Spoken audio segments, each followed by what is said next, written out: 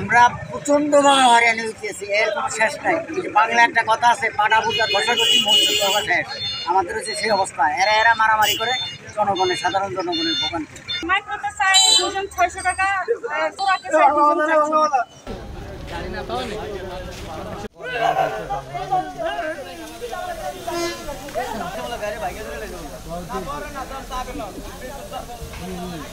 কালকে বাস চরপেশন ডিপো থেকে ছাড়িয়া বাজারের ভিতরে আয়া ভোলা ভোলা করে ডাকে, অনন্যা গাড়ি ডাকছে মতনি, ভোলা ভোলাকে ডাকছে মতনি।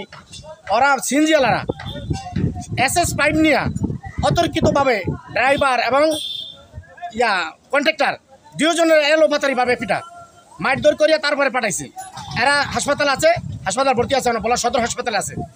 এইভাবে যদি এই অবৈধ যানবাহন যদি এইভাবে রাস্তায় চলে, আর আমরা বৈধ এক একটা গাড়ির পিকনিক করতে কাগজ করতে প্রায় প্রতি বছরে 50-55 হাজার টাকা করে লাগে। এখন কি অবৈধ যানবাহনের জ্বালায় আমরা কি গাড়ি চালাতে পারবো না? এখন আমরা এটার অবসান চাই এবং ভোলা চরপেশন মহাসড়কে কোনো অবৈধ যানবাহন চলতে পারবো না, 3 চাকার কোনো গাড়ি চালাতে পারবো না। এটাই আমাদের দাবি অব্যাহত থাকবো।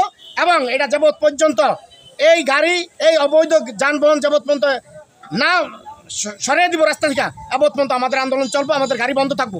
অটো গাড়ি, সিএনজি, এই গাড়ির জন্য আমরা গাড়ি চালাইতে পারতেছি না। অবৈধ যানজটের জন্য আমরা গাড়ি রাস্তায় চলাচল করতে পারতেছি না।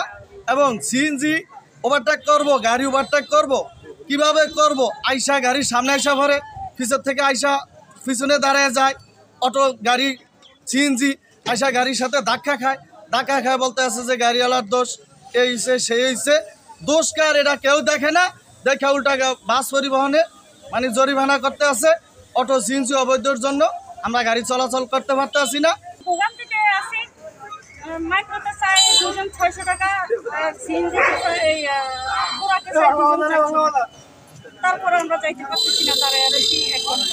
পুজোর মধ্যে যাবো, ভোলা শহরে আসছি, এসে দেখলাম যে শহর থেকে শুনছি যে এখানে বাসের ব্যবস্থা নাই এবং হঠাৎ করে খবর নিলাম যে সিএনজির ব্যবস্থা নাই।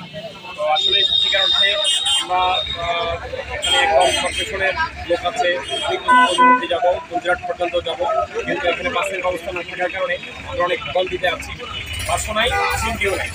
আমরা প্রচণ্ডভাবে হয়রানি হইতেছি, এর কোনো শেষ নাই। বাংলা একটা কথা আছে, পাটা বুটার ঘষাঘষি মসজিদ শেষ। আমাদের হচ্ছে সেই অবস্থা, এরা মারামারি করে জনগণের, সাধারণ জনগণের ভোগান্তি। এই যে মাফিয়া চক্র, বাস এবং টেম্পু, এদের এই চক্র থেকে আমরা মুক্তি চাই। ভাই এরা বাজার কারণে আমাদেরকে এখন এক সিটে 2 জন দিতে হয়, ভাড়াও ডাবল দিতে হয়। আগে ভাড়া দিতে 180 টাকা, এখন 300 টাকা দেওয়া লাগে।